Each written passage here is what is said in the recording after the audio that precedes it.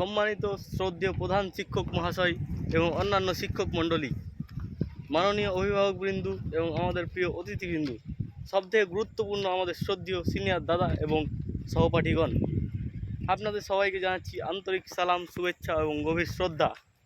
আজকের এই বিদায় সংবর্ধনা অনুষ্ঠানে আপনাদের উপস্থিতি আমাদের জন্য অত্যন্ত গৌরব এবং আনন্দের। পবিত্র আবেগঘন মুহূর্তে আপনাদের সবাইকে আমাদের পক্ষ থেকে আন্তরিকভাবে স্বাগতম জানাই।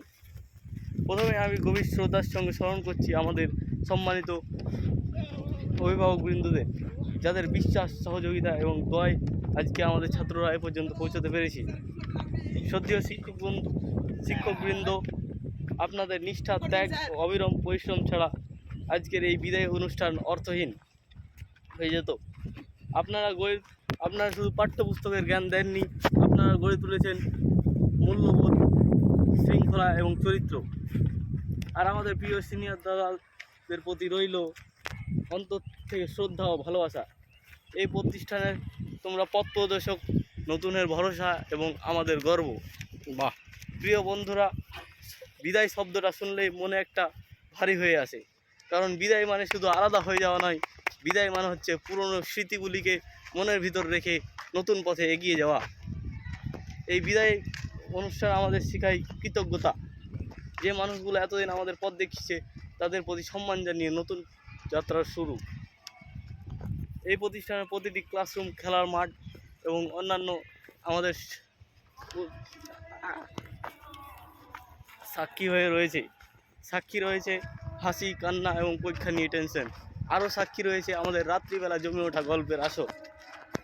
প্রিয় সিনিয়র দাদা, স্মৃতি মানে কখনো কঠোর শাসন, কখনো নীরবে সাহায্য এবং কখনো ভয়ের মতো আগলে রাখা।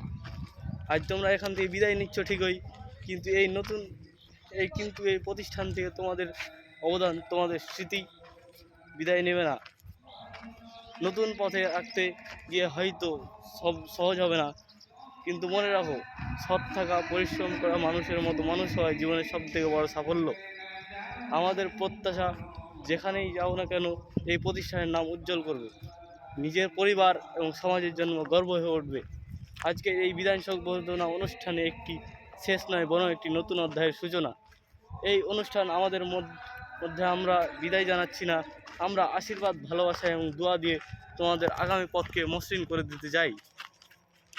সবশেষে আমি আবারও সম্মানিত অভিভাবকবৃন্দ, শিক্ষকবৃন্দ এবং অতিথিদের জন্য উপস্থিতির জন্য হৃদয়ের গভীর থেকে কৃতজ্ঞতা জানাচ্ছি।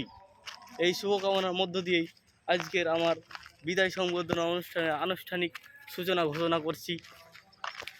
ধন্যবাদ।